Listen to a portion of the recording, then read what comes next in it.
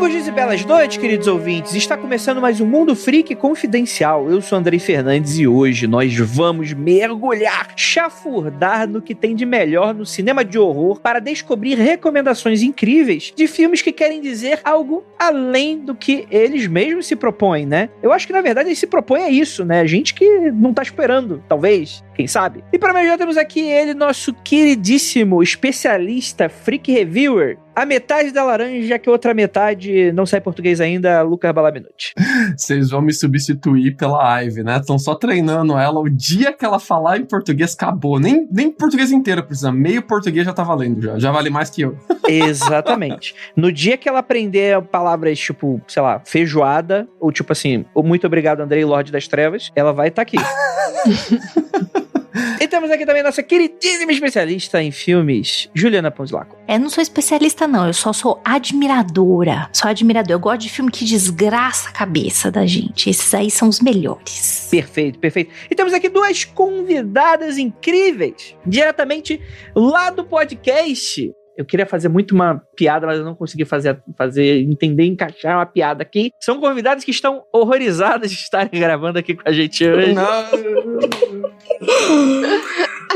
Lá do Horrorizadas. Primeiro, Monique. E aí, tudo bem? E aí, muito obrigada pelo convite. Estou muito ansiosa. E hoje a gente vai falar de um monte de filme pra ver no domingo, quando o Faustão acabar, com a família. E temos aqui também nossa queridíssima Isabela Piccolo. Oi, gente. Obrigada por chamarem o nosso podcast pra participar. E eu tô com a Ju. O filme desgraceiro é a melhor coisa mesmo, né? Aquele filme que te deixa em posição fetal depois que acaba. É maravilhoso.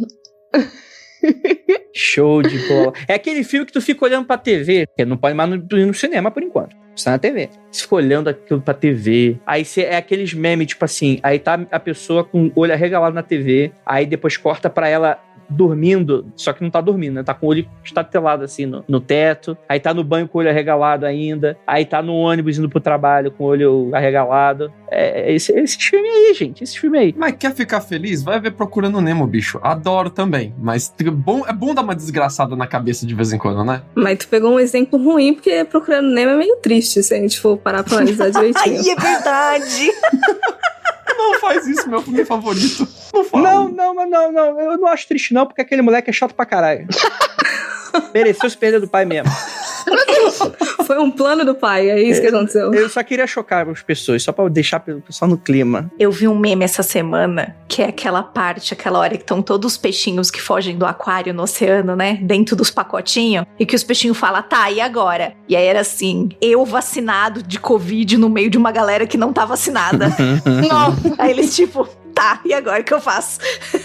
Achei pertinente. Exatamente. Mas eu acho que é bom a gente definir aqui um certo escopo, porque aqui tem filmes, inclusive, que pelo que eu entendi aqui das recomendações, são filmes que terror é uma área muito ampla e muito complexa, né? A gente não vai falar muito, pelo menos pelo que eu entendi, não é exatamente aqui o objetivo da gente falar filmes que chocam por chocar, né? Porque existe uma parcela grande de filmes que tem essa proposta, né? E que são filmes que muito provavelmente nunca vão ser mencionados aqui no Mundo Freak, porque, né, os ouvintes têm coisa melhor pra fazer da vida do que ficar escutando temas horríveis que são chocantes a ponto de você ficar indignado, né? São mais filmes que vão te deixar meio instigados, intrigados e talvez, por que não, com aquela coceirinha, sabe aquela coceirinha? Sabe, ouvinte? Aquela coceirinhazinha ali, naquele lugarzinho ali, sabe? Aquele lugarzinho redondinho, aquela coceirinha. Então é aquilo ali que você vai ter. São filmes, André, que o terror, ele não tá na forma de você apresentar a história pro telespectador, mas ele tá na mensagem introspectiva, existencial e psicológica que tá por trás do conteúdo do filme. Então são filmes de terror na mensagem, não só apenas na forma, né? Não é aquele filme de,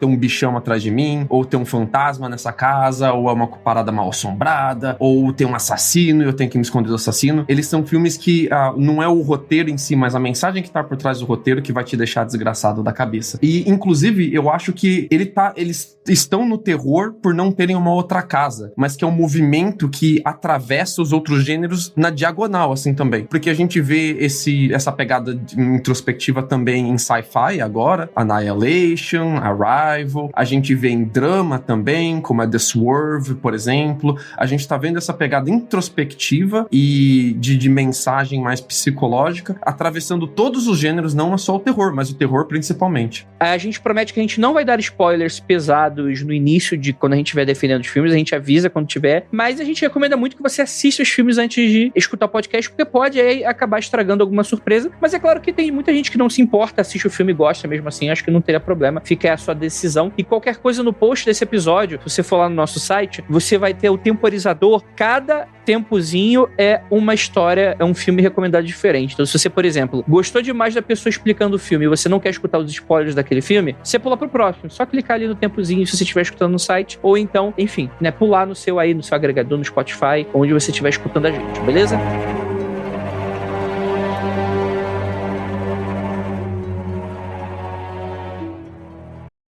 This episode is brought to you by FX's Feud, Capote versus the Swans. Inspired by actual events, the series tells the story of Truman Capote and the women he betrayed. The original housewives. They were society's most elite women. Rich, glamorous socialites who defined a bygone era of high society New York. From creator Ryan Murphy, this drama series features an all-star cast, including Naomi Watts, Demi Moore, and Diane Lane. FX's Feud premieres January 31st on FX Stream on Hulu.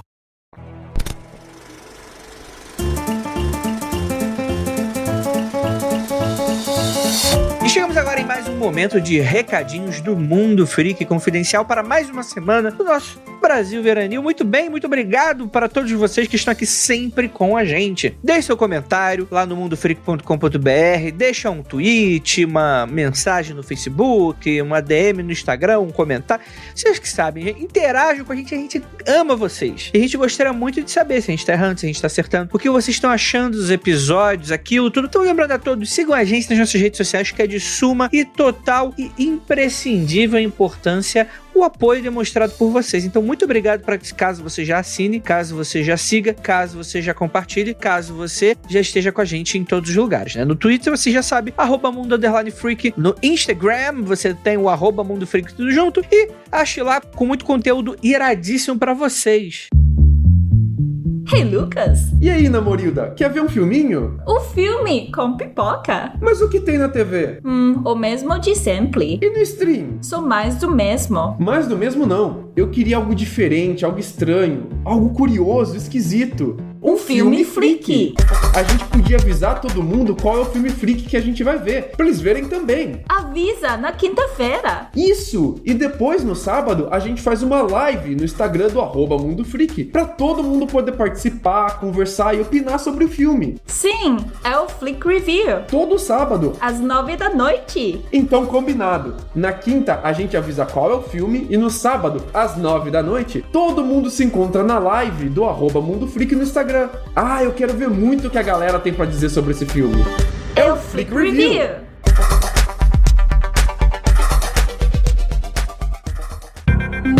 Lembrando a todos que esse podcast, ele é exclusivo do Spotify. Então, caso você aí esteja se perguntando, André, como é que eu faço para prestar ainda mais apoio para vocês? Você vai lá, caso ainda não tenha seguido, siga lá o Mundo Freak no Spotify. Clica ali e você vai receber ali as suas atualizações, o podcast do Mundo Freak.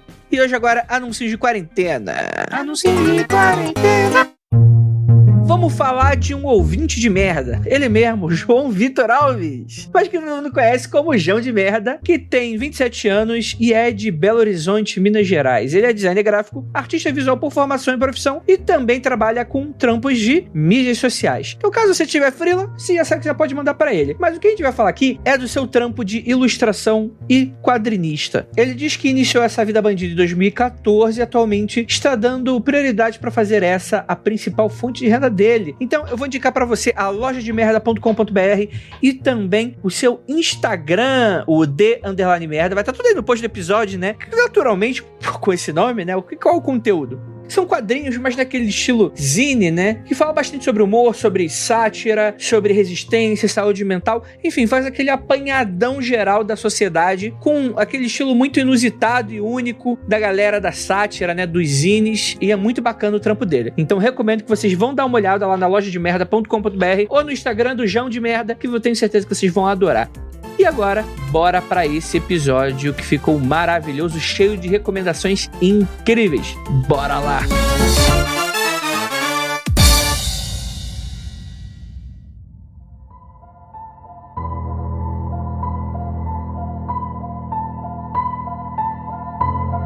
Eu gostaria de abrir essa rodada com uma trinca de filmes maravilhosos, mas em especial o filme Dente Canino, do Yorgos. É um grego que está fazendo filmes que eles tangem o terror, mas é que eles são filmes, assim, à primeira vista, a primeira vez que você assiste os filmes deles, são estranhíssimos. Dente Canino, A Lagosta e O Sacrifício do Servo Sagrado. São filmes maneiríssimos que eles malemar se enquadram no gênero de terror, eles estão sem casa praticamente, podia chamar de drama, mas muito especialmente o Dente Canino eu diria que é o mais estranho deles, então eu gostaria de abrir com Dente Canino, que é um filme que fala sobre controle, sobre ordem, sobre identidade pessoal, sobre linguagem e tem a premissa mega simples, assim, mega simples. É um filme onde você tem uma família, que são duas irmãs, um irmão, morando com o pai e com a mãe, e eles foram criados dentro de uma casa, esses duas irmãs e o irmão, sem nunca terem saído da casa. Eles não conhecem o mundo lá fora, não têm contato com nada do mundo lá fora. O pai faz todo o intermédio do que existe no mundo lá fora pra eles e conta uma narrativa do que é o mundo lá fora pra eles e tenta controlar eles através disso. Então,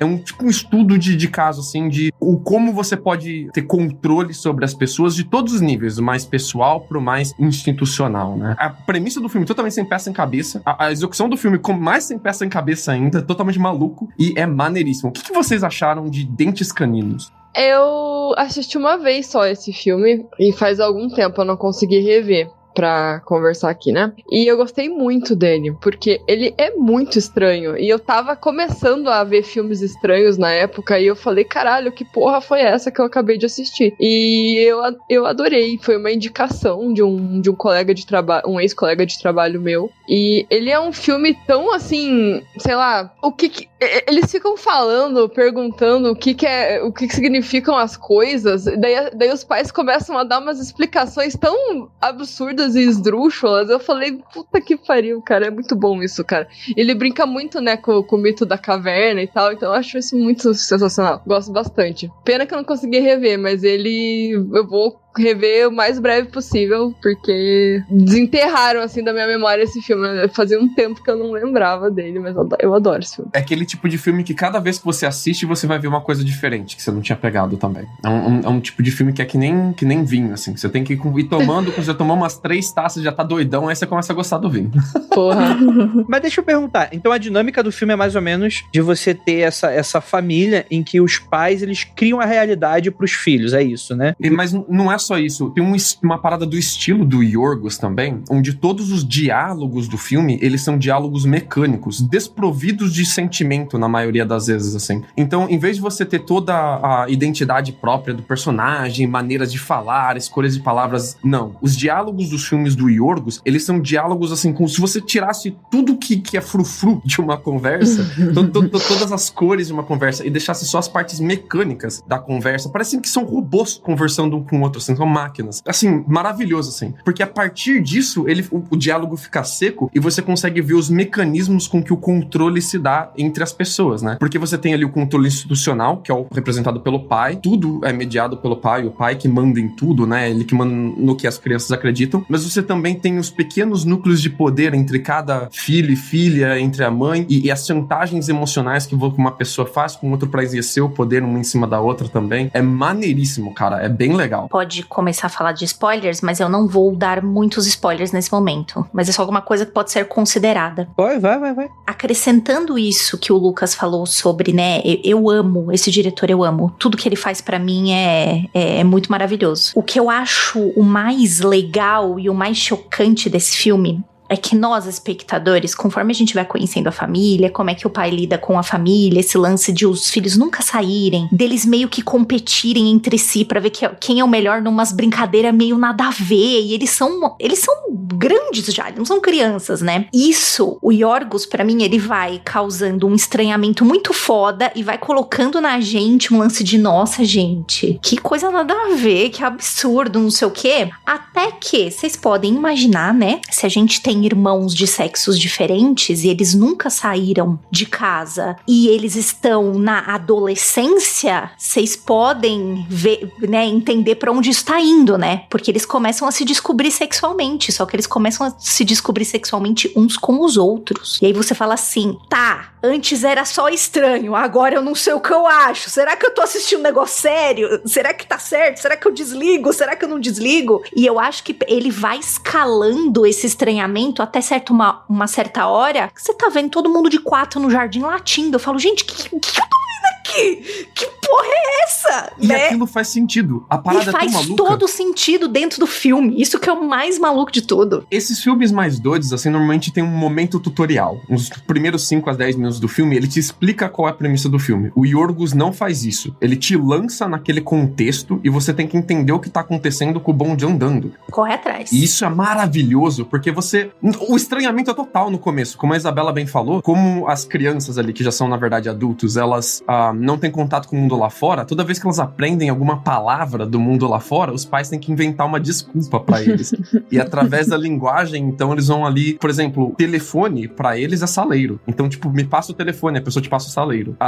Trem, pra eles, é cadeira de couro. Então, eu vou ali sentar no trem, que é muito confortável. Os pais têm que ficar inventando essas mentiras e, tipo, no começo os diálogos são totalmente malucos, porque ele tá cheio de palavras que não tem nada a ver, com um significado totalmente diferente, né? E, assim, é um filme que eu vi textos acadêmicos escritos sobre eles, gente discutindo se o filme era sobre fascismo, se o filme era sobre uma pegada de controle mais no nível do Foucault, se era uma pegada mais essencial sobre identidade e como a identidade, ela aflora dentro de você mesmo, você tendo todo um sistema opressor tentando te tirar de você essa identidade. E o Yorgos faz muito bem essa pegada de esterilizar as conversas para deixá-las mecânicas, que até o sexo que a Ju trouxe aqui, ele é mecânico nesse filme, a um ponto que parecem marionetes fazendo sexo. Não parecem humanos, não tem um beijo, uma pegada, uma paixão, um sentimento. Eles estão fazendo sexo porque eles têm uma necessidade fisiológica de transar e eles estão aliviando aquilo como se fosse uma cagada.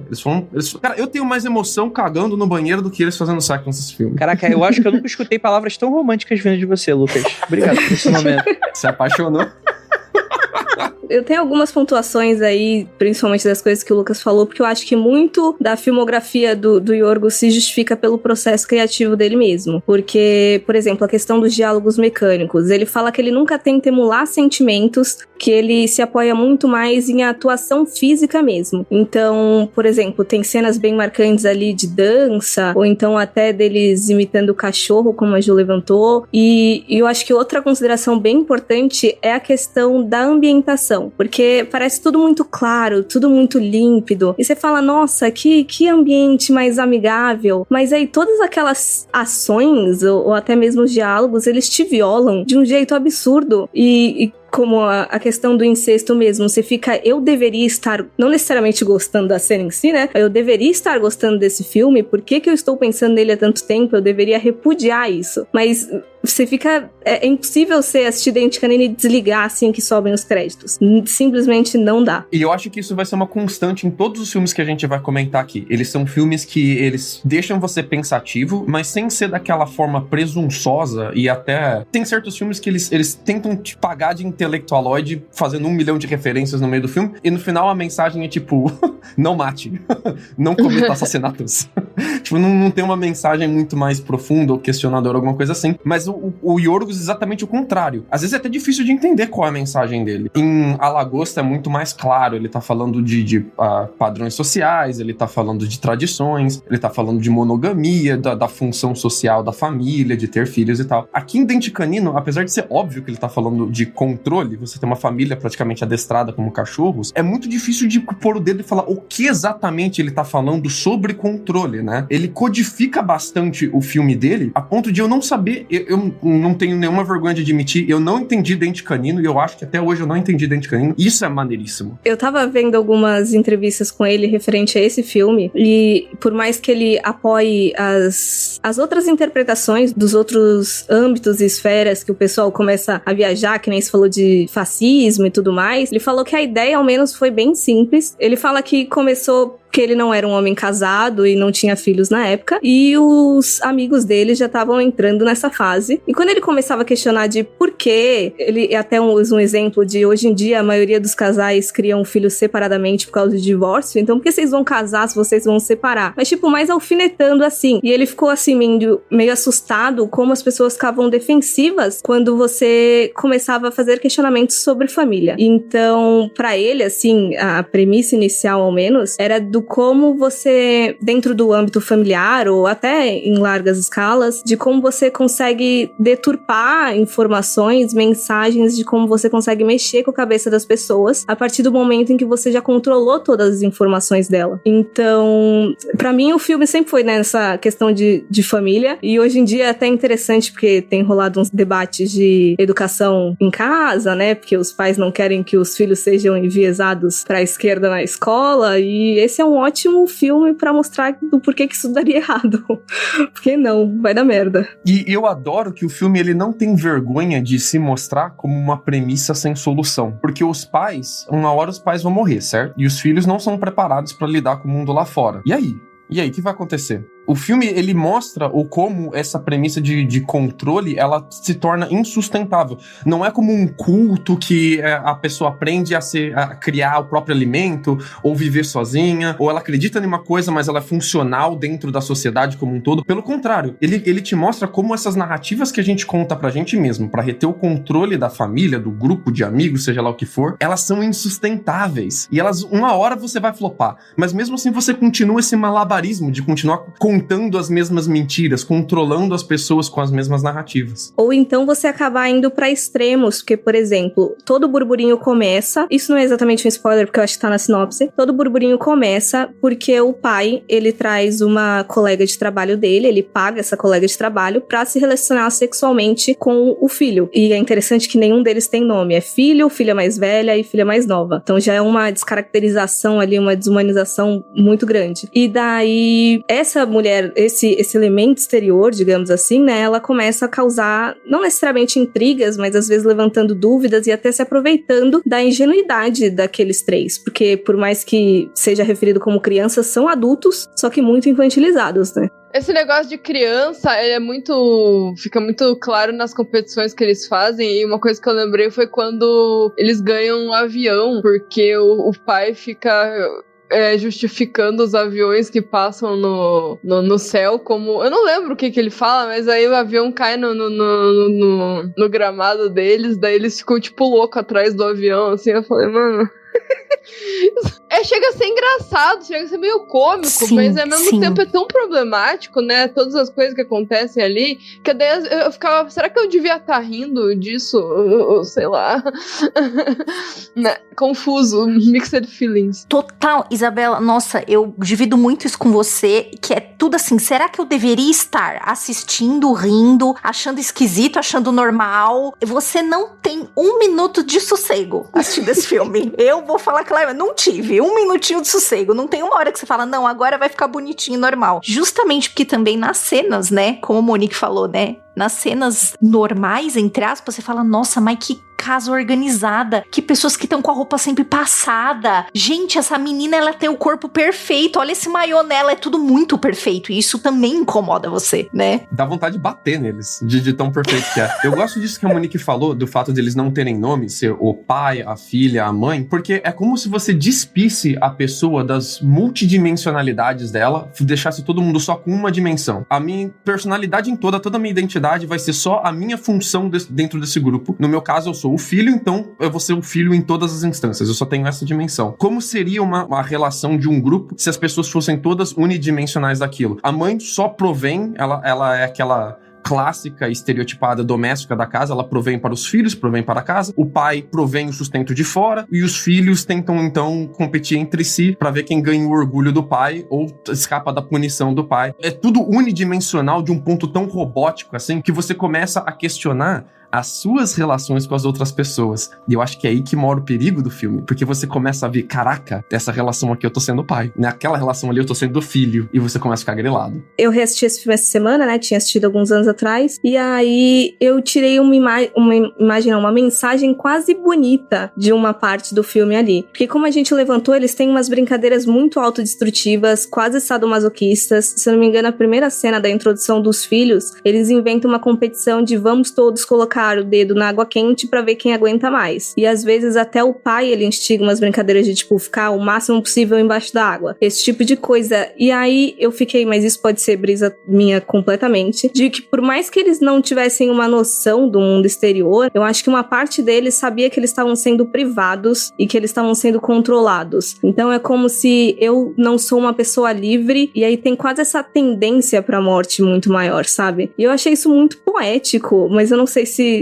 sei lá, muitas pessoas pensaram isso, assim. Se o meu mundo é só esse quadradinho aqui, se eu morrer eu não perdi muito, né? Exato. Eu não tenho muito propósito além de ser o filho mesmo. Tipo, eu já sou o filho, já tenho todos os stickers de bom filho, eu já ganhei todo o orgulho do meu pai. O que mais que eu tenho pra minha vida? É interessante porque do jeito que vocês estão falando, eu tô lendo aqui nos comentários, acho que o Yuri fala que, tipo, são coisas que não... É um filme sobre coisas que não devem ser compreendidas. E aí eu acho muito interessante essa proposta. O Lucas falou, não entendi bem o filme e tal, que muitas vezes a gente cobra isso, que os filmes, eles sejam muitas vezes uma narrativa linear, que eles tenham meio que uma moral da história no final, ou que eles tenham um final feliz, né? No caso, eu acho que até começa a ser problema quando você não consegue identificar vilões também, né? Porque quando você identifica o vilão, beleza, é quase como se fosse uma bússola apontando sempre pro norte, né? Você encontra o vilão pra você encontrar o herói, né? E quando você não tem isso, nesse tipo de narrativa, fica muito confuso. Eu até, tipo assim, eu fiquei um pouco matutando o que acho que foi a Monique que disse, né? Sobre essa coisa deixou ela pensando sobre essa questão da política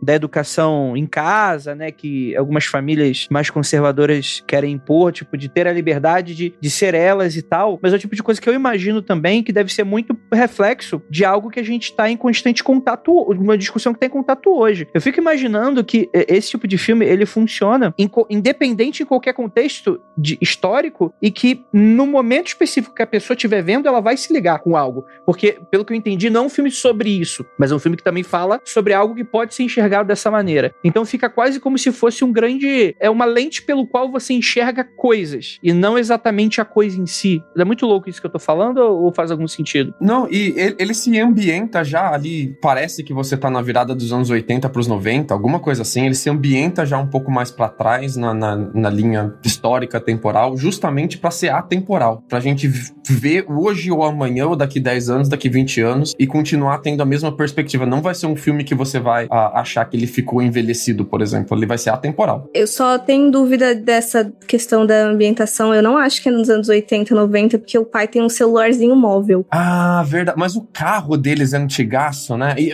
é bem confuso isso. A fábrica é antigaça. É bem confuso isso no filme, né? Uhum. Mas eu acho que você é capaz de estar certa mesmo. E sobre o que o Andrei falou, eu acho que essa questão da atemporalidade é porque o filme realmente não se trata de uma coisa só, mas ele fala muito sobre comportamento humano. E são questões que não vai mudar, assim, às vezes nem de um século para outro. A gente continua numa constante repetição e comportamentos e até fatos. Então, não vai envelhecer, porque vai falar justamente pelos humanos, assim. Quando os robôs dominarem o mundo, aí talvez fique um pouco datado, mas por enquanto vai funcionar. 10 mil anos do ser humano fazendo exatamente as mesmas cagadas em sociedade. A mesma bosta. E é meio desesperador quando para analisar dentro desse sentido. Meio? Você fica zucrinado, cara. É uma questão de você estar aprisionado numa condição que você não tem como lutar contra, né? Ou seja, a sua vida fica muito melhor quando você não assiste esse filme. O que você falou me acendeu um negócio que eu lembrei dele, que ali tem os 3 filhos, cada um tem a sua personalidade, mas uma das filhas ali, ela tem um instinto muito maior de querer saber o que tá acontecendo e ela é questionadora, né? Então ela meio que não fica ali no comodismo e naquela coisa do tá bom assim, eu esqueci a palavra, mas assim, tá... Conformada, isso. Ela não fica conformada com as coisas, ela começa a ver que tem coisas erradas. Quando entra aquela mulher, aquela outsider dentro da casa deles lá, ela começa a acender uma luzinha na cabeça deles, né? Eu não lembro com quem que ela conversa, que daí acontece lá deles descobrirem um significado novo lá, eu não lembro, porque daí depois o cara até dá um tapa nela, né? Agride ela depois. Pussy. Ela descobre o que é pussy. Tá. Não, mas eu acho que não só isso, foi porque ela deu 2 fitas cassetes pra uma das meninas. Isso, Ela assiste Rock Balboa, né? Ela vê Rock Balboa no VHS. Só apresentando o mundo de fora pras meninas, assim, como se tivesse tudo bem, mas o cara não gostou. Então, uma hora não ia ter como esconder tudo, né? Só vou fazer uma recomendação rapidinha aqui, porque tem um documentário chamado The Wolfpacker, eu acho. Os Irmãos Lobo, que é sobre um caso real de 6 irmãos que foram mantidos também grande parte da vida dentro de uma casa só, porque os pais tinham umas coisas lá com religião, de que não queria que o mundo influenciasse, quase o mesmo conceito do Dente Canino. E aí, tudo que eles descobrem do mundo externo também é através dos filmes. E aí, volta e meia, eles ficam interpretando, e eles eram muito fãs de Tarantino, eles ficam fazendo os próprios filmes. É bem interessante também, porque eu acho que não necessariamente que complemente... Meu Deus, que pesadelo! A única referência externa do mundo externo é o Tarantino. Que pesadelo essas crianças estão vivendo. Saudável pra caralho. Exato.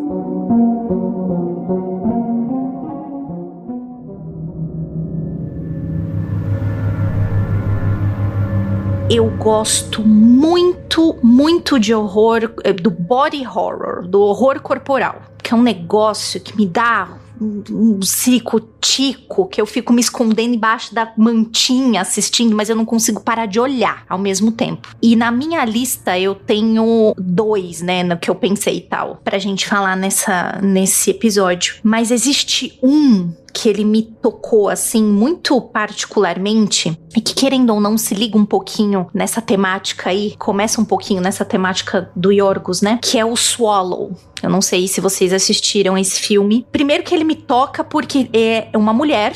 E a gente tá lidando sobre liberdades de mulheres dentro de um relacionamento. Vou tentar resumir a premissa do filme, tá? De novo, a gente tá vivendo numa casa perfeita, maravilhosa. Agora a gente vê uma coisa mais nosso ano. Não vejo aquilo, apesar dela ter uma cara muito vintage, mas essa cara vintage é mais pra representar que a nossa heroína, ela se comporta como uma mulher dos anos 50, entre aspas. Mas é uma casa super moderna, tal. E ela vive só dentro da casa. E ela tem uma função, de ser mulher e de fazer um filho pro cara que está saindo na rua e trabalhando e tudo mais. E a vida dela também é tão entediante e tão maçante, talvez como era das crianças anteriores do outro filme, né, do Dente Canino, que de repente existe uma cena que ela olha pra um enfeitinho de mesa que é super bonitinho, cheio de pequenezas, porque ela é muito certinha, ela arruma tudo muito bonitinho e tal, e ela vai lá, pega o negócio de vidro e engole. E essa é a primeira grande cena. E ela começa num rolê totalmente autodestrutivo, que é engolir coisas da casa. Ela quer comer tudo que tem na casa. E começam com coisas redondinhas e inofensivas, entre muitas aspas, que são bolinhas de vidro pequenas, tal, até chegar a parafusos e coisas que a machucam demais. E esse filme, ele me tocou na realidade. Bom, ele é inteiro muito foda, mas eu acho que a cena final é uma das cenas finais de filmes de terror com mulheres que mais mexeram comigo, que eu fiquei embolada, assim, com a vontade de chorar, horrorosa. Mas eu gosto muito de Swallow e eu queria saber de vocês o que vocês acham disso, principalmente as meninas. Queria muito saber o que vocês acharam desse filme, se vocês caracterizam isso dentro de horror, se isso é body horror pra vocês ou não é. Queria muito saber. O body horror, no meu entendimento, era mais quando era uma mudança corporal mais visível. Assim, quando o personagem vai mudando. Mas faz sentido também, eu não tinha parado pra pensar. Então, esse filme a gente até conversou no podcast, foi acho que o segundo, né, Monique? Que a gente falou, né? Uhum. E eu adorei também esse filme. Ele fala sobre o papel da mulher ali na sociedade, como ela deve se comportar e, né? Ela começa a descobrir que ela não quer mais fazer isso e quer... Tem outros propósitos, mas ela começa muito frágil, parece, e querendo só agradar, né? E daí quando ela vê que ela consegue fazer essas coisas estranhas de engolir, parece que é o auge do dia dela, né? Que ela até fala uma hora assim, hoje eu fiz uma coisa muito inesperada. Ela engoliu uma bolinha, sei lá.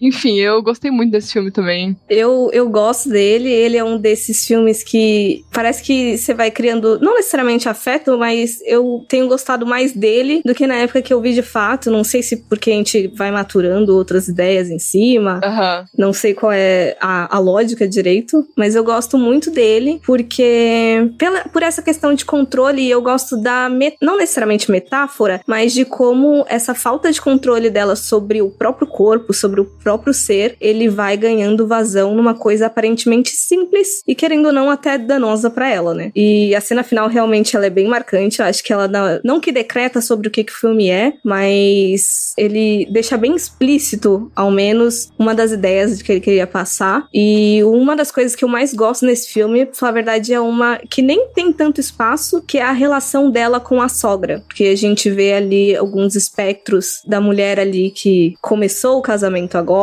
e da outra que já está não necessariamente conformada, mas que ela aprendeu a dominar aquela situação, por mais que ela também seja não necessariamente vitimizada, mas controlada também de alguma forma. Então eu acho muito bom, e é bom analisar esse filme de bem cuidado, porque você vai pegando várias coisinhas assim. Eu tinha esquecido da sogra, agora eu tô desgraçado da cabeça de novo. Valeu, Monique.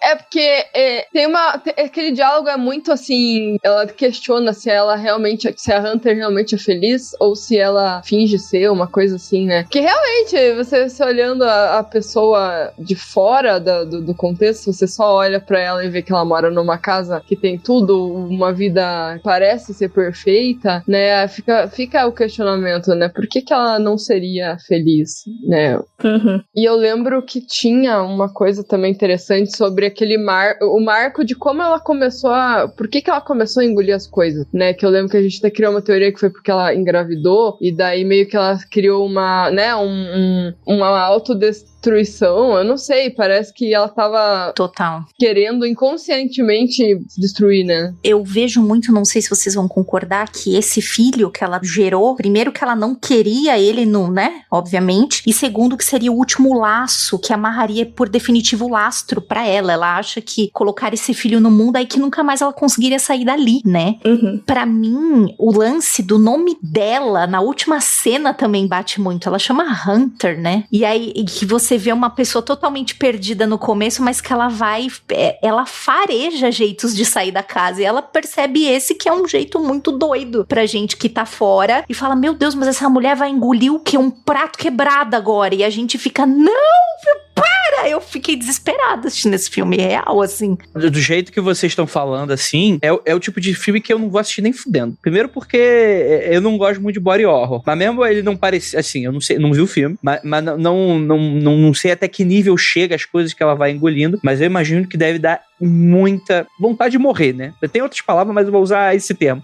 Dá muita vontade de morrer tu ver esse tipo de coisa, né? De ficar... Sim. É que o trabalho desse filme, ele é muito bom porque você não vê coisas cortando necessariamente gráfico, né? Imagens gráficas. É muito do trabalho de interpretação da menina, que eu esqueci o nome, a atriz que esqueci o nome dela. Mas é muito mais isso, sabe? Você consegue sentir dor junto com ela, mas você não vê, tipo, a barriga dela toda cagada, entendeu? Essa é a diferença. Então, assim, é um filme que é muito fácil de você assistir sem, tipo... Não muito fácil de assistir, mas você encara ele se você tem algum problema de não conseguir ver coisas muito fortes, entendeu? Visualmente falando. Então, tanto é que esse filme não é... Muita gente criticou que não é terror, sabe? Que não tinha coisas visuais e, enfim. Mas essa vai ser uma crítica pra todos os filmes que a gente vai listar aqui. Todos eles foram questionados se eles são terror ou não, e eu gostaria de levantar a bola depois no final desse podcast do porquê. Se esse questionamento faz sentido, o que vocês acham disso?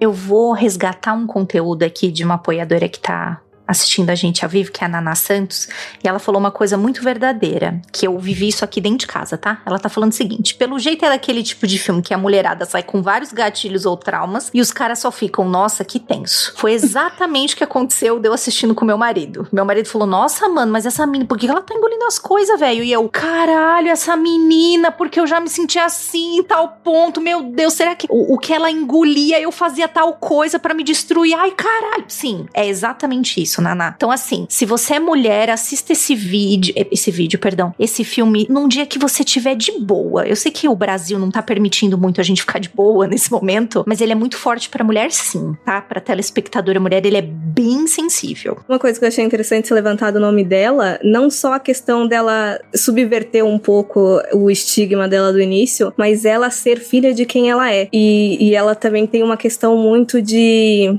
será que eu sou a pessoa... Eu não sei se a gente comenta de fato o que aconteceu. Pode comentar, manda bala. Porque ela é fruto de um estupro e a mãe dela decidiu manter ela. E o nome dela é Hunter. E ela era constantemente lembrada do papel dela ali, do que ela significava para a própria mãe dela também. Então, eu imagino que seja até uma questão subconsciente de que o meu filho, ele vai continuar sendo esse meu lembrete diário do que eu passo nesse casamento. E é bem complicado toda essa situação dela. E parece que ela não consegue se tornar um indivíduo próprio, completo por causa disso, né? Ela vai sempre ser o lembrete pra mãe dela. Ela não consegue se tornar ela mesma, né? Ela é o que ela é pra outros e não pra ela mesma, e ela tem medo, parece que isso aconteça com o filho que ela vai ter também, né? E eu gostei muito que a Ju falou do princípio de ser mulher versus ser homem assistindo esse filme, porque é um filme que eu vi e que depois eu olhei pra minha esposa chorando e eu não entendi o porquê que ela tava chorando. Eu precisei ouvir muito dela depois, porque eu não peguei metade do filme. Não peguei metade do filme. 1, porque eu sou burro, e 2, porque eu sou homem. E às vezes estão mais conectadas essas duas palavras do que a gente imagina. Não são problemas que eu passei, né? Então, e como é bom você ter essas outras mensagens, esses outros problemas sendo falados no meio do terror também. Acabei de lembrar de um filme que eu assisti, que eu vou citar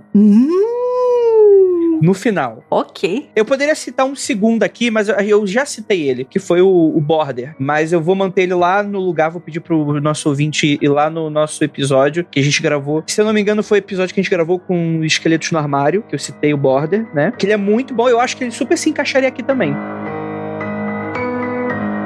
Então, já que a gente começou nesse assunto aí de problemas femininos, eu vou puxar um que, por mais que ele não seja focado 100% na feminilidade, tem uma questão muito forte com a protagonista, que é o Saint Maud. Ele saiu oficialmente, assim, né, esse ano, mas já era uma produção da A24, que já estava uns 2 anos aí sendo embargada, com todas as questões aí. Ele é de 2019, ele foi lançado umas 3 vezes esse filme já.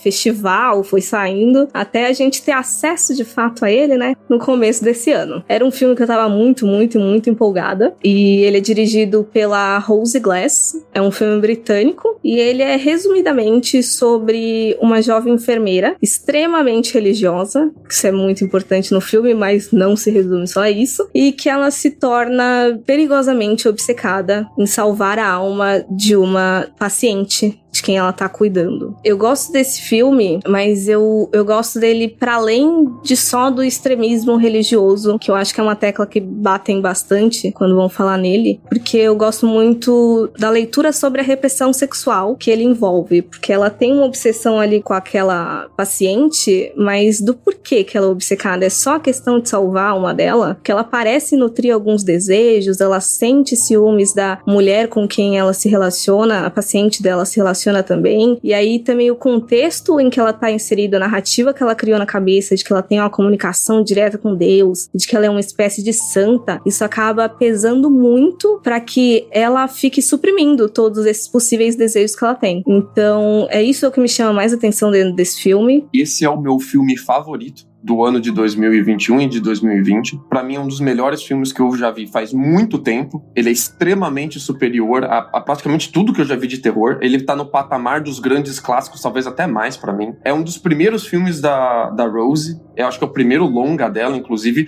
Que maneira excelente de começar a carreira em longa. Puta que pariu. Cara, é um filme assim que se você não viu, você perdeu demais. E ele é um filme onde as cenas, ela sempre tem duas funções. Ela tem a função mecânica de continuar contando a história que ela tá contando, e ela tem também uma função metafórica de te falar sobre a personagem a partir da construção da cena. O ângulo da câmera, a forma com que a câmera vira, a forma da personagem tocar, o enquadramento de tudo é ter uma mensagem codificada sobre o que a personagem tá passando. E são mensagens que você não precisa olhar e ficar com um papelzinho anotando pra entender. São mensagens que você simplesmente entende de bater o olho. A cinematografia desse filme é inacreditável. Aquela cena que a Maud tá descendo a escadaria e a câmera vai virando de ponta cabeça e você vai vendo que ela não tá descendo, ela tá subindo a escadaria. Justamente na grande virada da psicologia do filme, assim, extremamente bem construído. O filme inteiro pra construir aquela cena. É inacreditável, assim. E me entristece muito também o quanto mal analisado é esse filme, porque na superfície ele parece ser um filme sobre extremismo religioso, e eu tenho certeza absoluta que ele não é um filme sobre extremismo religioso. Extremismo religioso é apenas um caminho que ele encontrou para discutir problemas muito mais profundos do que só isso, e a maioria dos reviews que eu vi ficaram só nisso, ficaram só na superfície. E eu vou pedir pros ouvintes, então, vejam esse filme sem ler review. E tentem sair da superfície. Pra você, o que é esse filme sem falar sobre extremismos religiosos? Vamos ver se vocês conseguem. Eu não li nenhuma review. Pra mim, esse filme, ele ficou... A mensagem que ele ficou pra mim... Aí eu vou pedir aqui a ajuda das mulheres que estão gravando aqui, pra ver se eu tô indo muito longe. Mas pra mim, a grande mensagem desse filme é 2021, 2020, 2019, dane-se. Era contemporânea a nós. Nós temos tantas mulheres que escolhem viver de tantos jeitos diferentes, e se a gente quer cuidar umas das outras e criar uma unidade, por que a gente está o tempo todo tentando achar um erro na outra que não vive do mesmo jeito do que eu? Porque, né, a nossa protagonista escolheu um caminho, a paciente a qual ela quer salvar escolheu outro. É um caminho, querendo ou não, né, ele escolhe figuras, apesar do filme fugir total de ser óbvio, ele escolheu duas figuras muito óbvias, né, que é a fervorosa religiosa e a artista que tem no sexo o ponto de criação de toda uma obra, né? E por que uma tá mais certa do que a outra, né? Por que elas não podem coexistir? Por que eu tenho que achar errado uma ou outra? Será que eu vejo a outra involuída ou evoluída? Por que isso me incomoda? E eu não tenho resposta, viu, gente? Eu não tô defendendo ninguém, não. É porque eu acho que eu mesma não tenho resposta pra isso. E eu acho que pra mim o grande tchananã do filme é esse. O grande embate é esse. Por que a gente se incomoda tanto no jeito da outra mulher se expressar como mulher? O que é ser mulher pra ela? Pra uma pode ser mulher ou estar extremamente ligada à Virgem Maria, por exemplo, que é um grande avatar feminino, e pra outra é expressar através do meu sexo, tirar do meu sexo toda uma criação artística foda, né? Não só isso, né? Ela não faz só isso, mas é que são coisas que são apontadas pelo filme. Eu acho que o filme é 110% isso. Eu não sei, meninas, viajei. O que vocês acharam? Eu não tinha pensado por esse âmbito de verdade, até porque na questão de tentar arrumar outra, eu ainda fiquei presa um pouquinho na justificativa que o filme dá mesmo do extremismo, mas eu concordo que pode ir uma coisa muito além. A gente comentou um dia desse sobre um filme envolvendo muita competição feminina, e é bizarro como às vezes é até umas coisas que a gente... inconsciente, a gente nem sabe que a gente tá fazendo, do porquê que eu tenho que odiar essa mulher, porquê que a figura dela me incomoda tanto, assim. E quando você falou, por exemplo, da Virgem Maria, eu lembro que uma coisa que me saltou, mais ou menos assim, nesse filme, é que ele faz referência às outras duas imagens, mitos aí do catolicismo, e ele fala sobre a Santa Afra e eu acho que a Maria Madalena. E aí eu fui procurar as histórias, Maria da Madalena a gente já conhece mais, mas a outra também envolve essa questão de uma mulher que era, entre muitas aspas, da vida, e que ela se purifica de alguma forma. E eu fiquei pensando de como essas narrativas dessas mulheres, dessas figuras, também se encaixam com a da Maud dentro do filme. Que ela não nasceu assim, ela não era assim sempre. E eu acho que é justamente por isso que muita gente acaba não compreendendo nas reviews que saem online a motivação da Maud. Porque esse é um filme que, fundamentalmente, ele é sobre construir a sua identidade através de um propósito que você considera maior que o seu, e o que acontece quando você é roubado desse propósito. Deixa eu explicar. A Maud, ela era uma enfermeira e ela construiu a vida inteira dela em ser uma grande enfermeira, em ser uma mega enfermeira. Ela era a melhor enfermeira do trabalho dela. Ela era a que mais trabalhava, que mais se dedicava. A vida dela, esse propósito era cuidar dos outros. Então ela mata sem querer um paciente. E quando ela mata sem querer um paciente, ela destrói da cabeça dela essa identidade que ela criou para ela mesma de ter esse propósito de ser a melhor enfermeira. Como que eu posso ser a melhor enfermeira se eu cometi o maior dos crimes que uma enfermeira pode cometer? E ela então reconstrói o propósito dela, encontrando ali na via religiosa. Mas aqui, por isso que eu digo que esse filme não precisa ser um filme sobre extremismo religioso. Ela podia ter encontrado em extremismo ecológico, ter virado mão na bomber da vida. Podia ter sido um extremismo político. Inclusive, a Rose diz que quando ela escreveu esse filme, isso eu fui descobrir depois, ela pensou muito em não dar pra ela um propósito religioso pra Maud, exatamente pelo problema do filme das pessoas se grudarem nisso e não saírem disso depois. Mas ela vê, através do propósito religioso, de vou salvar alguém então. E ela constrói toda essa nova identidade em torno desse novo propósito. Vou salvar alguém de uma outra forma, vou salvar alguém metafisicamente. Ela tenta então se tornar uma santa, a Santa Maud, e se espelhando nas imagens das santas bíblicas. Mas ela é uma péssima devota. Ela não sabe nada sobre o lore bíblico. Ela tá aprendendo ali na hora. Então ela não sabe como que uma santa deve se vestir. É tipo o nerd do filme da Marvel só, né? Não leu os quadrinhos, só leu o filme. Exatamente. Ela tá aprendendo ali na hora. Pô, é assim que a santa se veste? Então é assim que eu vou me vestir. Tem uma cena que ela tá aprendendo a juntar as mãozinhas pra rezar. Ela não sabe se é pra baixo, pra cima, pro lado.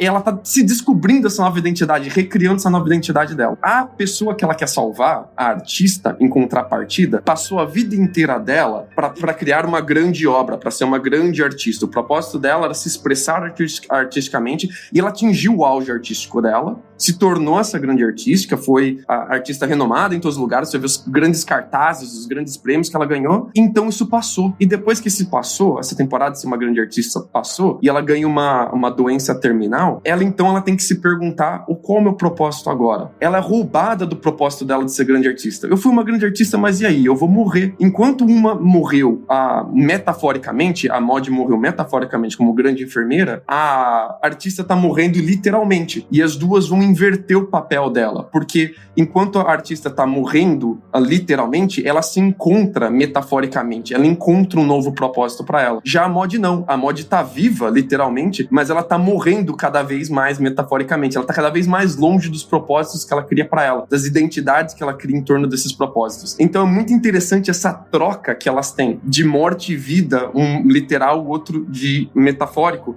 que acontece no meio do filme, que elas se cruzam. É muito, muito, muito bem escrito. É muito bem escrito toda essa transição. E é demais a forma com que o propósito e a motivação fica sempre muito clara através das ações da Maud. E uma coisa, né, que você falou, Lucas, porque eu até comentei, não sei aonde, não sei se foi no episódio que a gente gravou do Saint Maud, ou se foi em algum grupo, sei lá, que eu falei que eu vi errado esse filme. Porque quando a pessoa fala que viu errado, no sentido de que eu fui muito pro lado do fanatismo religioso, mas antes dela quando ela fala, quando você disse que ela é enfermeira, eu acho que ela virou enfermeira por conta desse propósito que ela tinha. Ela diz no filme que ela não era religiosa. Ela não tinha nada a ver com religião. Ela era enfermeira e depois que ela mata um paciente por acidente, ela não pode mais ser enfermeira, né? Ela não consegue mais trabalho, vai ser uma enfermeira particular que só toma conta de idoso, de pessoas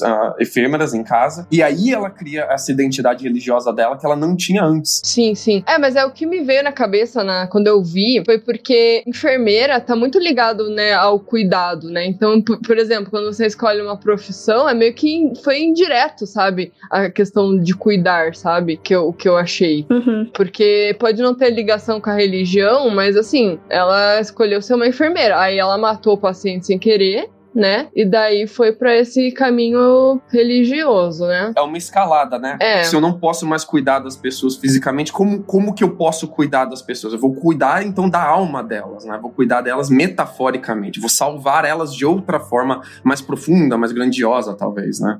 E assim, como a Monique falou da repressão sexual, eu acho que acaba voltando pro negócio da santidade, porque é uma coisa que ela repreende ali, ela tem os momentos lá que ela sai com os caras lá e tal, e é muito errado pra ela isso, né, porque ela, né, teoricamente, ela quer ser uma pessoa santa lá e tal, e eu não sei como desligar isso da religião, que nem você tá falando. Pra mim, tudo volta nesse ponto, sabe? Eu não consigo. Então, mas ela não era assim. Ela mostra no filme que ela não era essa pessoa. Ela não tinha essa santidade. Ela não tinha essa desprovência de sexo. Tanto é que ela tinha até outro nome, né? Ela tinha até outro nome antes, né? Que ela muda o nome, né? Uhum. Ela transava com todo mundo. Ela ia no bar, ela saía. Ela era tipo uma pessoa normal, assim. Então ela leu que pra ser santa não pode ter sexo. Então ela incorporou isso nessa nova identidade que ela criou. E ela se autorreprime quanto a isso. E não é só essa forma que ela se autorreprime, não. Ela se autorreprime com automutilação, né? Ela tá o tempo todo se automutilando pra se arrepender dos pecados dela, porque ela acha que pra ela ser santa e ela tem que mostrar arrependimento de forma física, que é outra coisa que ela aprende lendo ali, né? Que ele vai escalando durante o filme, que ela não sabia e não praticava antes. É uma coisa totalmente nova isso pra ela, né? Mas parece que quanto mais ela se automutila, mais ela se convence que aquilo é verdade. Mas veja só como é frágil a religiosidade dela. A artista faz uma pergunta pra ela, a Maud perde a noção da realidade, porque ela se questiona e questiona toda a sua própria identidade, questiona toda a sua própria crença, e então toda vez que ela questiona a própria crença, o que ela faz? Ela se agarra de volta na crença e ela tem alucinações, ela parte pro surreal, né? E ela alucina que a artista então é o capeta e ela tem que matar a artista. Foi uma pergunta só e destruiu a fé dela. É inacreditável. E essas alucinações que eu lembro que eu fiquei muito pensando o que era aquilo, né, de fato, porque tem uma hora que ela fala com o besouro, eu não sei se ela está falando com o besouro ou se ele só apareceu ali, enfim, ela ouve uma voz, que a gente até discutiu de quem que era aquela voz, daí acontece aquele negócio lá da cena que a artista, ela tá de cama, né, tá acamada e parece estar possuída, né, daí ela, não vou dar o spoiler, mas enfim, aí eu fiquei muito me questionando o que de fato real aconteceu ali. Esse filme tem várias cenas surreais, várias cenas que ela tá alucinando e a gente não percebe no começo, mas se você vê o filme depois você percebe. O filme se apresenta todo do ponto de vista dela. Tem cenas que ela tá andando na praia e a lua tá gigante, inacreditavelmente grande. Tem várias coisas que mudam de ângulo, mudam de posição durante o filme pra te mostrar que ela já não tá muito mais presa à realidade. O filme é inteirinho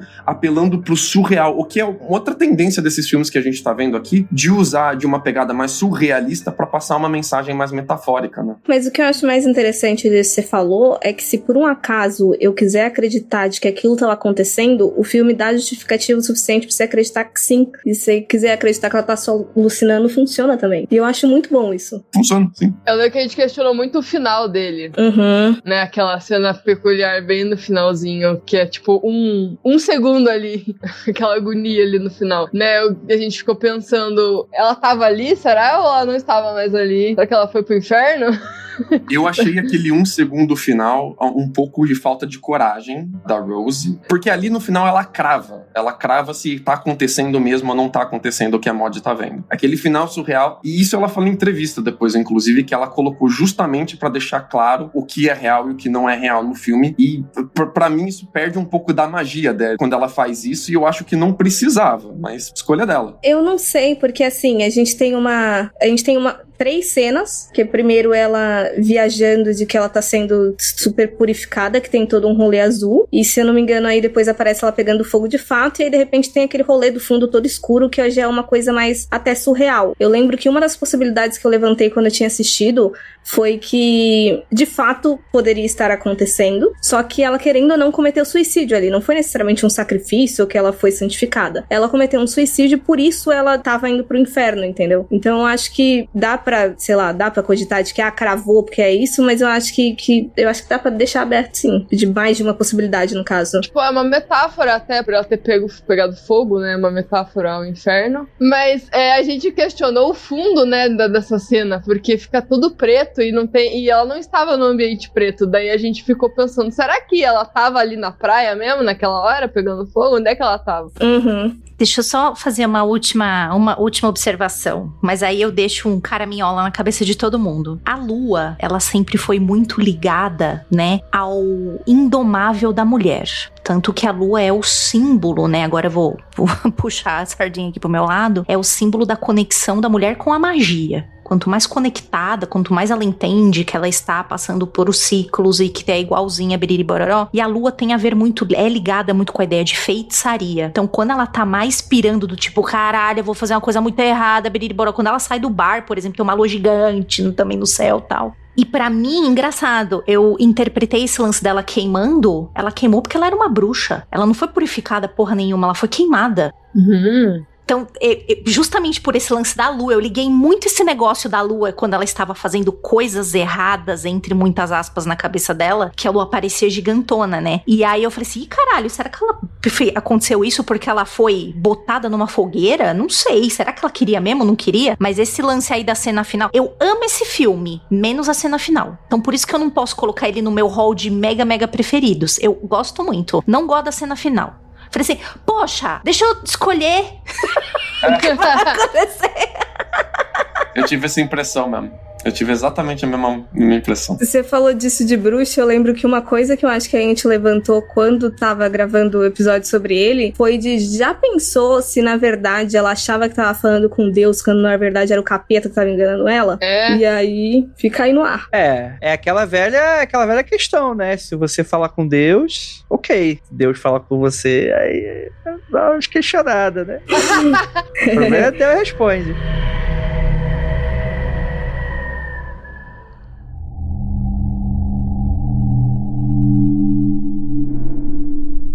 Vou puxar o Neon Demon, então, que é outro filme mega estranho. Esse eu amo com força.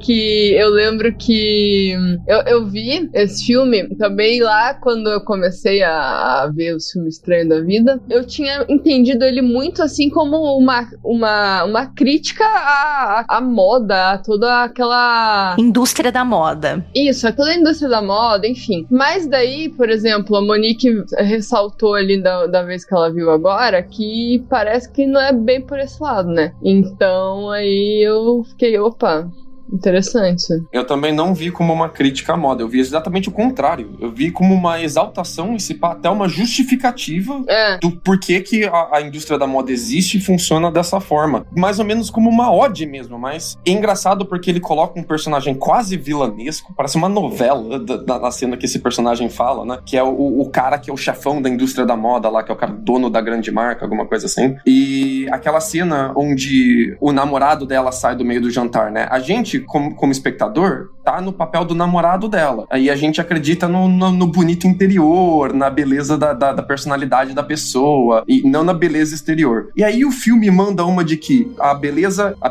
de beleza exterior não é que ela é tudo, ela é a única coisa. Só existe isso. E o personagem do namorado dela sai do filme na metade do filme e a gente fica sem ninguém representando a gente como telespectador do meio da frente pro filme. É só a galera que acredita em beleza exterior pura e friamente. A partir dali é só aquilo. E isso é desesperador nesse filme. Eu fiquei desesperado não sendo representado nesse filme por causa disso. E olha aí, ó. Ó, o homem branco não sendo representado aí, ó. O que acontece? Você revolta, menino. Pior que só tem branco nesse filme. Esse aí é os meninos que foram assistir Midsommar e ficaram, nossa, mas precisava ter botado fogo no Christian, mano. Eu sou uma pessoa completamente desapegada de beleza e de aparência e de moda. A gente entendeu, Lucas. Fica tranquilo. Pra mim, ter o filme dizendo justamente o contrário, isso pra mim foi muito assustador. Sim. Mas eu entendi, né? Tipo, acho que eu tô entendendo o ponto. Será mais ou menos assim. O terror tá em você tratar aquilo com tal naturalização que começa a soar extremamente... Seria como se você pegasse um filme de Rei Leão e no final todo mundo é comido pelo leão. Isso, ele te manda a real. Ele fala, o mundo funciona dessa forma.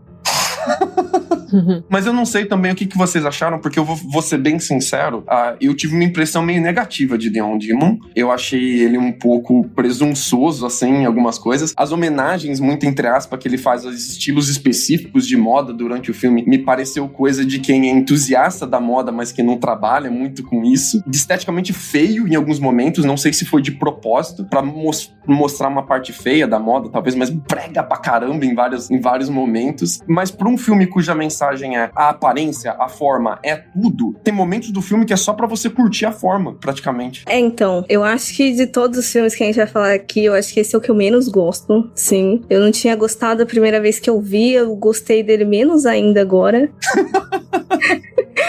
Eu acho que tudo que ele tenta abordar é muito superficial e, querendo ou não, ele não que ele critique superficialidade de fato, mas ele constrói personagens consideravelmente odiáveis, até pelo que o Lucas falou, porque a gente não se identifica com aquilo, com aquele discurso que ele tá falando. Então, querendo ou não, acho que, de maneira geral, as pessoas não corroboram com aquele discurso. Então, dá pra, de repente, subentender que seja uma crítica, mas o filme é superficial pra cacete e ele só se apoia em forma, basicamente. E isso me incomoda. E eu acho que ele é um exemplo muito bem do male gaze, que tipo, é aquele olhar masculino dentro do cinema, estética de maneira geral. Eu me incomodo muito com a construção de todas as personalidades femininas dali. Eu me incomodo com o estereótipo, por exemplo, que ele usa ali de uma lésbica meio predadora, eu não sei. Da musa perfeita que inspira o homem artista. Nossa, puta que pariu. Me dá um nojo. O cara, ele cria... Olha que louco. E é exatamente isso porque eu amo esse filme. É tão male gaze que você odeia até quem você deveria amar nesse filme. Em quem você deveria defender. A partir de um certo ponto do filme, você fala, puta que pariu, menina, se ajuda.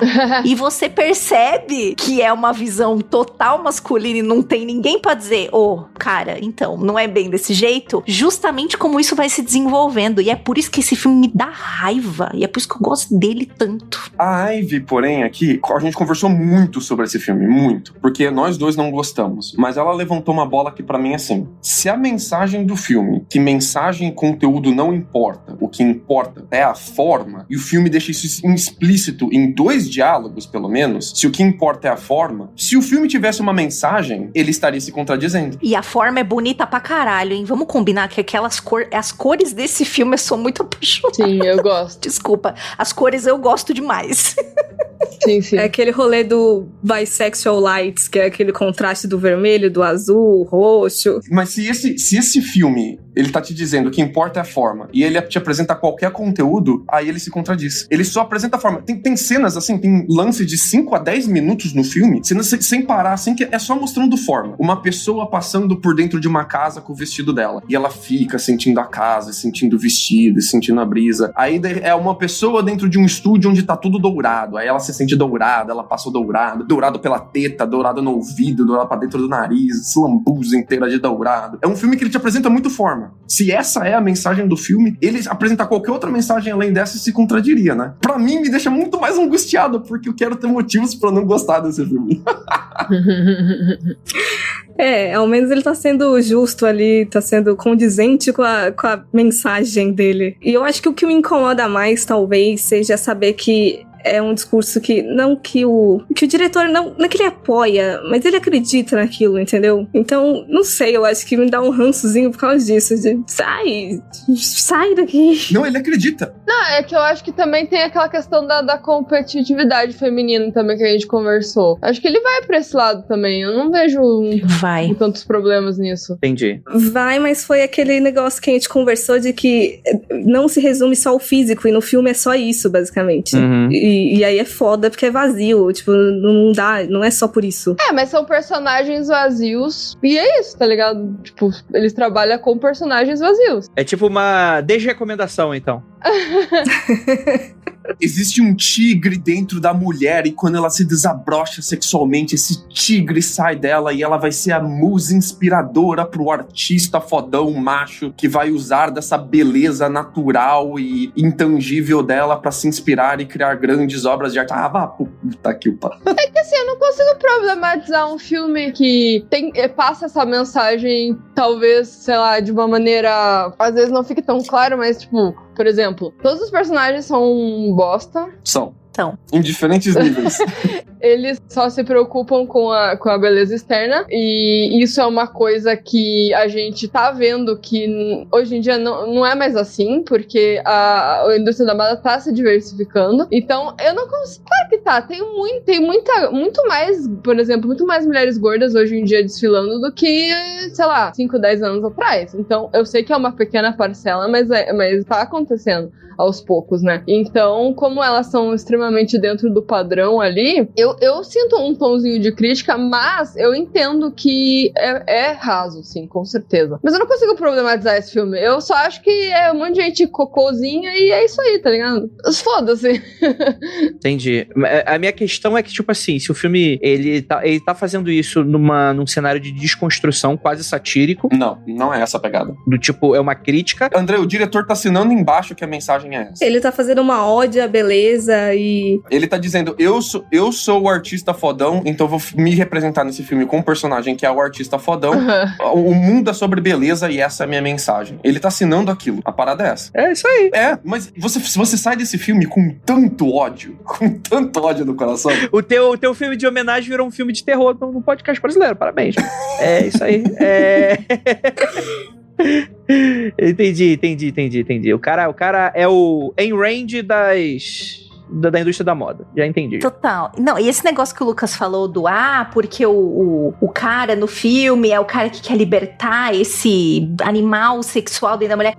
E o que os artistas falam pras mulheres desde tempos imemoriais pra comer? Gente, o resumo desse filme é o que você faz pra comer o outro. Tem o filho da...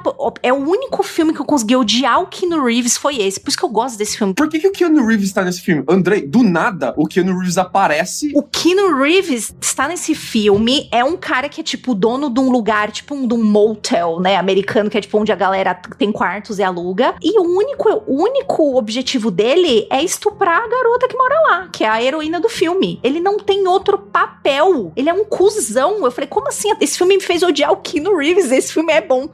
E ele não tem nenhum papel no roteiro também. Você podia deletar todas as cenas com o Keanu Reeves, que o filme é exatamente o mesmo.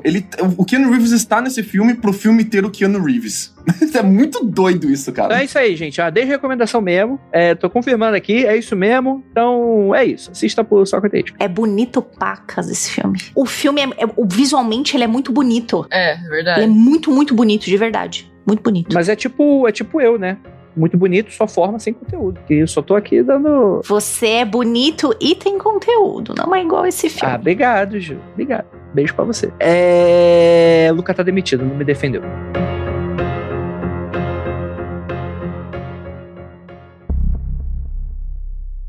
Vou puxar um filme aqui pra vocês então, mas eu queria só que as meninas falassem. Homem Invisível, de 2019.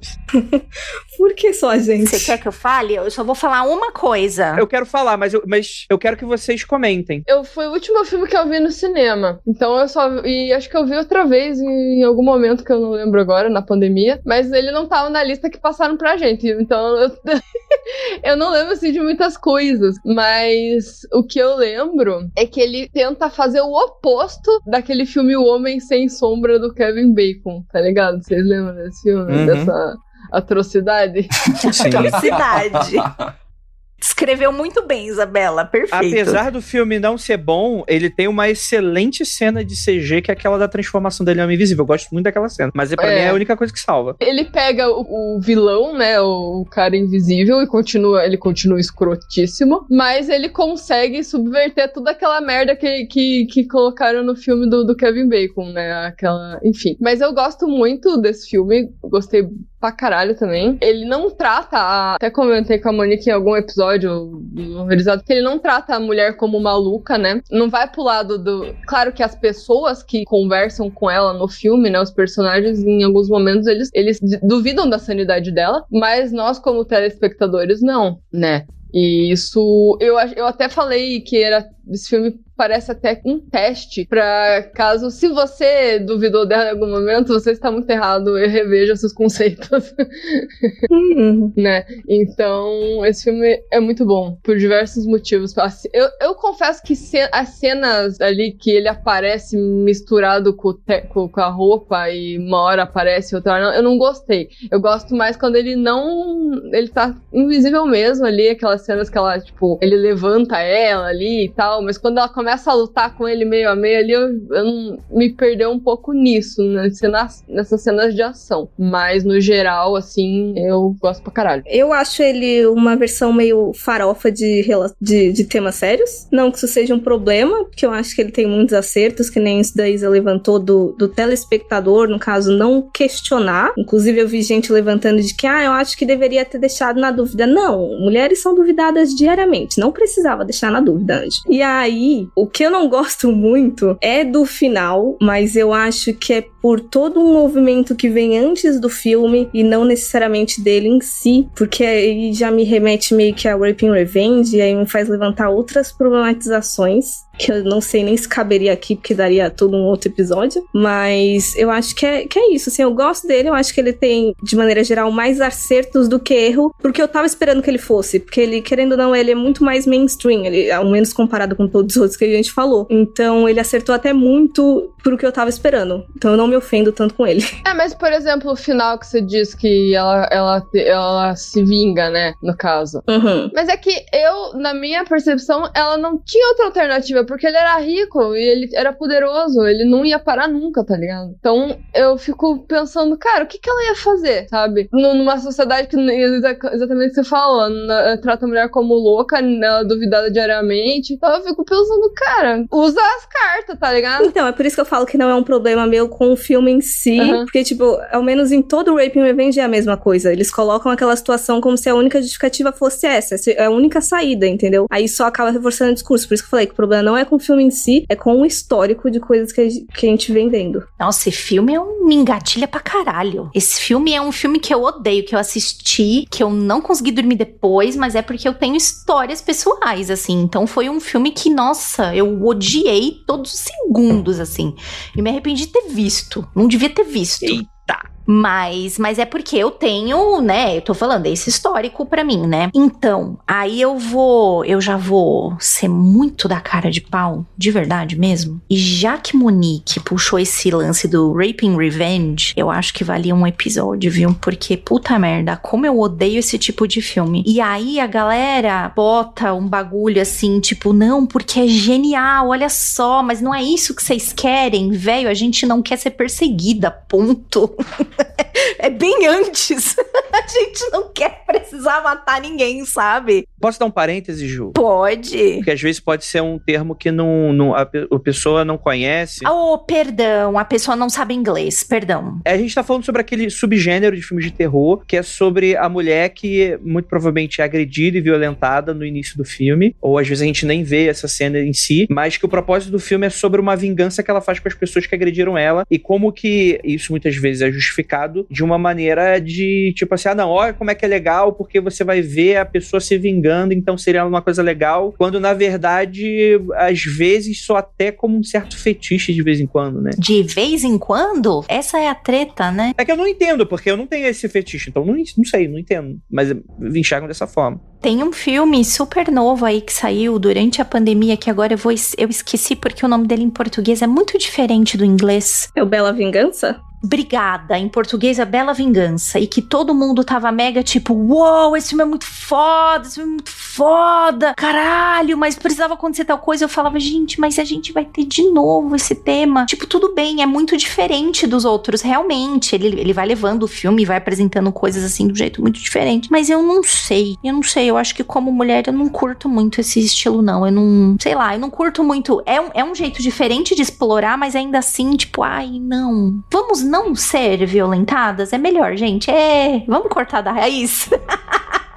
Eu acho que filme assim, ele, sei lá, às vezes o telespectador quer ver isso, mas a gente sabe que não é a alternativa correta na vida, né?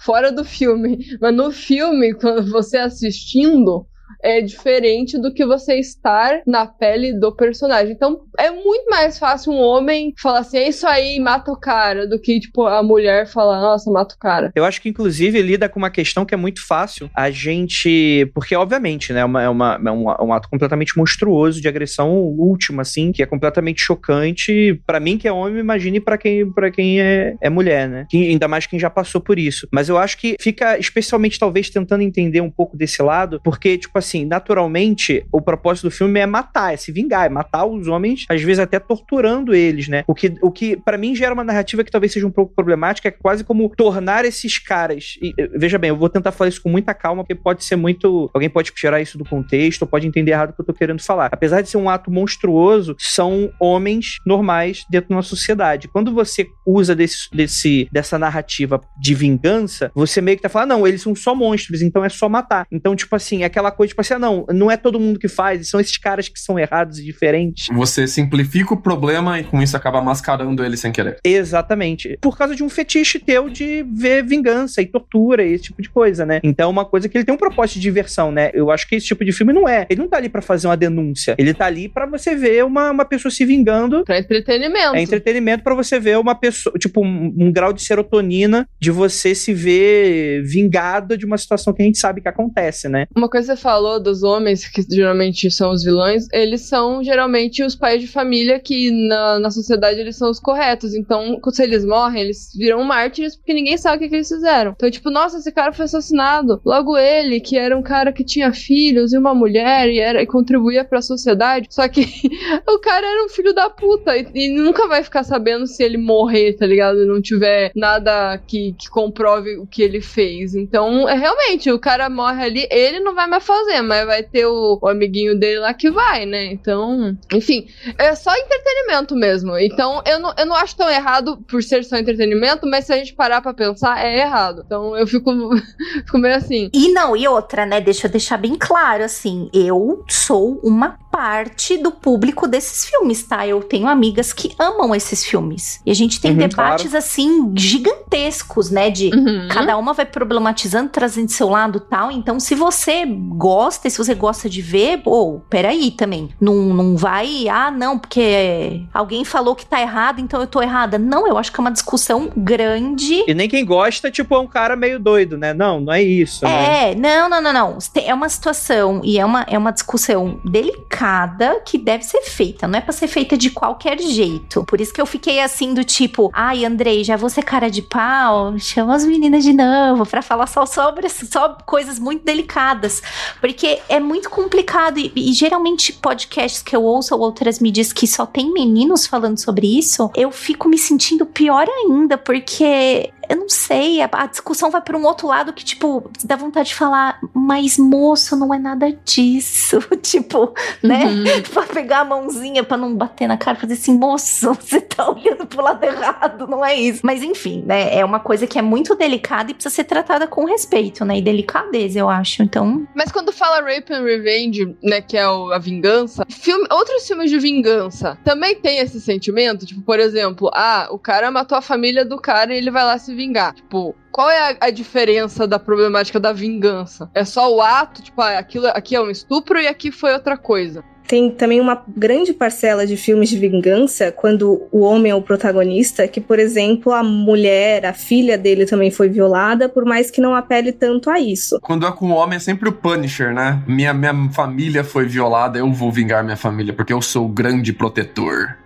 Exato. Tem aquele filme da Judy Foster, Valente, que ela se vinga... Não sei se vocês viram esse filme. É Valente o nome. Ele é bem diferente desse formato aí que vocês estão falando, porque envolve uma mulher se vingando de não ter nada a ver com estupro. É tipo, ela acho que o namorado dela morre espancado, né? Aí ela meio que vai atrás, assim, da galera. Então, é vingança também, né? Só que não é essa coisa do homem. Minha mulher morreu e eu tô indo atrás. Só muda o gênero, né? Então, é que assim, comigo, ao menos, a primeira coisa que me incomoda é ficar usando o estupro como arma de roteiro. Aí a segunda coisa que me incomoda é porque eu acho que esses filmes, eles apelam pra alguns sentimentos que, por exemplo, eles vão passar mais da metade violando o corpo de uma mulher. Primeiro, que isso pode gerar gatilhos absurdos. Segundo, que é incômodo pra caralho. E aí, o que eu digo que que ele apela muito, uma apelação muito barata, porque assim, eu acho quase natural que você queira que ela sinta vingança. Porque você viu uma mulher sendo violada a porra do filme inteiro. Mas no que esse discurso vai adiantar? A gente sabe que isso funciona na vida real? Isso não funciona, isso não acontece. A mensagem do filme é que estupro é ruim? Nossa! Que bom que você me contou isso, né? Então, e sem contar que eu acho que no final das contas não resolve nada. Primeiro, porque como o Andrei falou, e puxando o Andrei e a Isa, por mais que às vezes eles sejam homens de família e aí ninguém descobre que eles fizeram nada, mas dentro do filme eles são vilanizados demais de forma até caricata, de que tipo, é um vilão, é um monstro. Acho que o Lucas chegou a falar isso. E a gente acha, tipo, nossa, isso não acontece na sociedade. Eles são ali um nicho muito específico, não é todo mundo que faz isso, que não sei o que lá, quando a gente sabe que isso acontece estupro marital, isso acontece dentro de família. Então, assim, é tanto nível de coisa errada. E mais do que isso, né, Monique? Do tipo assim, quando de fato acontece, você nem consegue provar que a pessoa fez isso às vezes, né? Que tem diversos casos aí. Teve um caso famoso recente sobre isso, que foi até encontrado o material do cara na menina, e isso não contou como prova, tipo, falar, não, mas e se ela queria? Tipo assim, falando, prova, tudo bonitinho, blá, blá, blá. E o cara que é um homem, julgando homem, com advogados homens, com júris homens e tal, fala, não, mas veja bem, vai destruir a carreira do cara, não sei das quantas. Então, tipo assim, não é bem assim, né? Às vezes o pessoal que defende muito, fala muito, não, porque esse cara vai morrer na prisão, porque é isso que acontece. Mas, tipo assim, esse cara nem sequer vai pra prisão. Eu também não tô defendendo que o cara morra na prisão, enfim. É um tema muito complexo, com muitas camadas e que não é simples, então por isso eu entendo a crítica. Inclusive, eu acho muito interessante porque eu não enxerguei o Homem Invisível como isso, mas faz todo sentido. Fala, Lucas. André, você que não é otaku? Não, cruzes. Posso te mandar um anime? Jamais. Jamais? Nunca? Não. Então eu vou recomendar pra você que não é um otaku, que não gosta de anime, um filme de anime. Vou recomendar aqui pros nossos ouvintes Perfect Blue, que não foi traduzido pro português, ele ficou como Perfect Blue, mas seria azul perfeito em português, que é um anime já antigo, sensacional, muito legal, que tem uma pegada extremamente surrealista e que, diferente do Saints Mod, que brinca bastante com isso tá acontecendo, isso não tá acontecendo, Perfect Blue cai de cabeça nessa temática de brincar com o que é real e o que é mental dentro do filme, e eu adorei.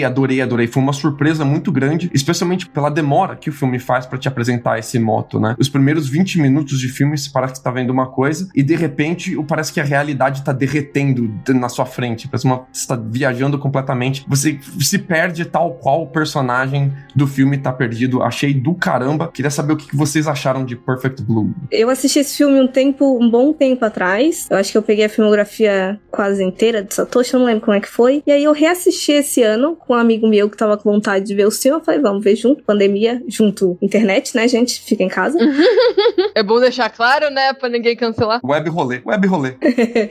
Eu fiquei assustadíssima de como ele trata sobre alguns elementos que a gente tá não necessariamente discutindo agora, mas, por exemplo, ele envolve muito sobre essa cultura de idol, desse povo do K-pop, e aí tem até um termo pra isso que eu não vou saber pronunciar, de que você fica stalkeando e tal, porque ele trata ali de uma cantora desse tipo de banda feminina e tal, e aí ela decide sair e seguir carreira como atriz, e aí ela aparentemente tem um stalker muito doido, que tá completamente incomodado com essa mudança dela de carreira, e principalmente porque antes ela incorporava um papel todo bonitinho, todo meigo, e ela tá indo pra uma série em que, sei lá, inclusive envolve estupro, e aí toda a imagem dela é deturpada. Então, eu lembro que eu fiquei abismada de gente, na época isso não ressoou na primeira vez que eu vi, porque eu acho que a gente nem conversava sobre isso, ao menos aqui na parte do Ocidente, então foi uma coisa que eu fiquei, eita. Eu vi esse filme esses dias e ele é extremamente atual, né?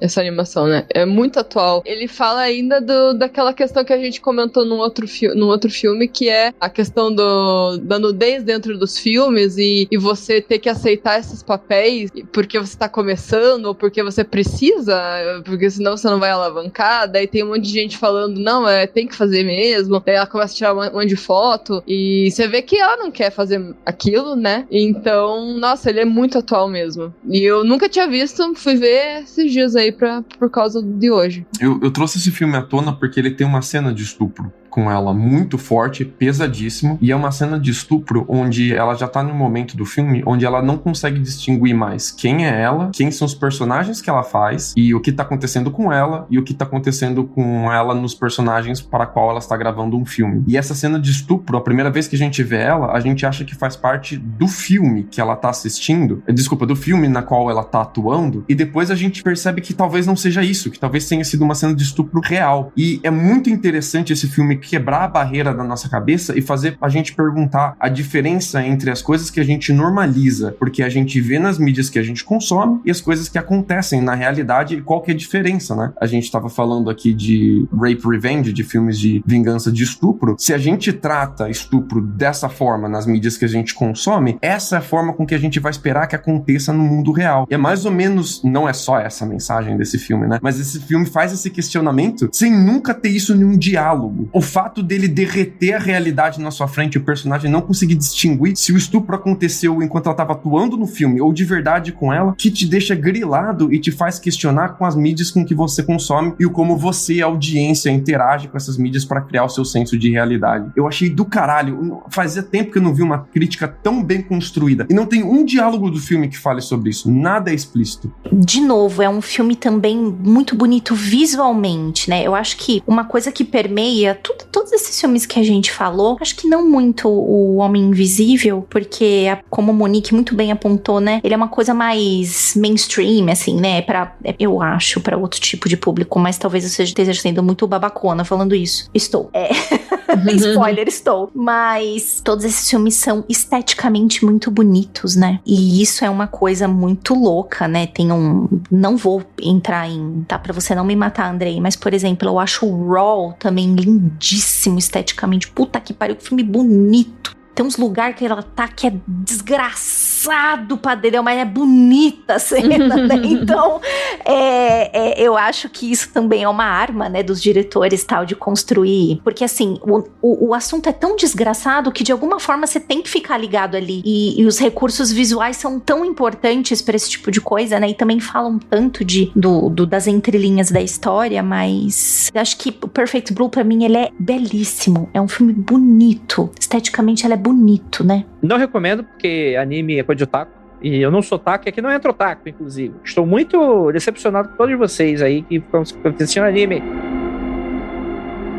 Gente, cara, adorei, maravilhosas essas discussões, adorei, tenho certeza que agora o final de semana vai ficar completamente amaldiçoado pra todas as pessoas. Se você zerar todos esses filmes em um final de semana, provavelmente você morre. Você só morre. Meu senhor. Recomendo não fazer isso, inclusive, porque a maioria desses filmes são filmes que você assiste, não entende, e conforme você vai pensando sobre eles, conversando com eles, você vai se entendendo sobre eles, né? Não recomendo ver tudo de uma tacada só, não, galera. Vai ficar mega desgraçado. Mas é Brasil 2021, é isso aí, rapaz. Não tem volta, não. É isso aí, dia de semana, final de semana.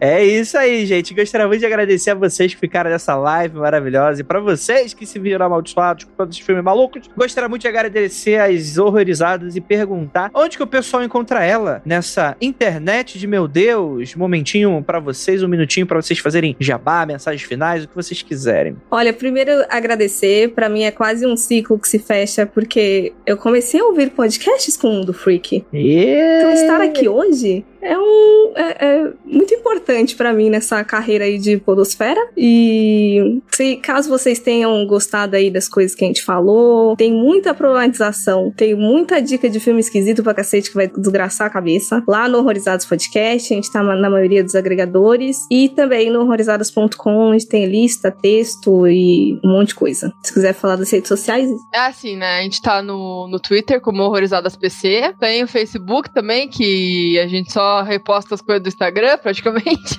Mas ele existe, que é o Horrorizados Podcast, que é o mesmo do Instagram, né? Horrorizados Podcast. Aí vocês acham a gente lá. E também tem muito texto no horrorizados.com, que é o nosso site que a gente coloca tudo lá, lista de filme, série, que aparecer de indicação a gente tá indicando, né? E acho que é isso, né? Eu, inclusive, participei de um Horrorizadas pra falar sobre Possum, que é um filme que não entrou aqui na nossa lista, mas é um filme do caramba e que te deixa no lixo. Desgraçado. No lixo, ele te destrói por dentro, assim, é inacreditável. Corre lá ouvir o Horrorizadas sobre Possum e veja o filme também. Nossa, esse eu ainda não vi de puro medo, gente, juro. Mas esse eu posso ver? Tava demorando. Tiozão do pavê total. Olha aí. Não, mas enfim, bati o 3.0, rapaz. Agora é ladeira abaixo. Agora vai ser todo episódio, vai ter uma cota. Agora você tem permissão pra ser o tio do pavê. Depois dos 30, é nóis. Exatamente. Gente, muito obrigado, então. E é isso. Gostaria de lembrá-los que não olhem para trás.